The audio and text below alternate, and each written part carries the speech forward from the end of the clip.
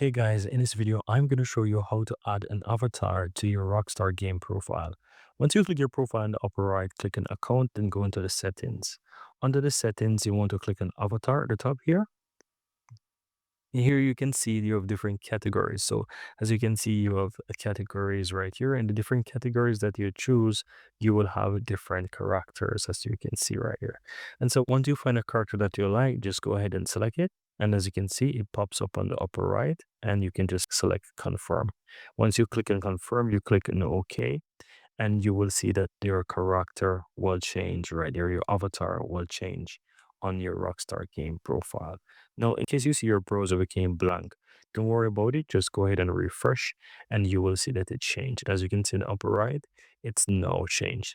And that's it. That's how you can easily go ahead and set your avatar or select an avatar on your Rockstar game profile. Very easy and very simple.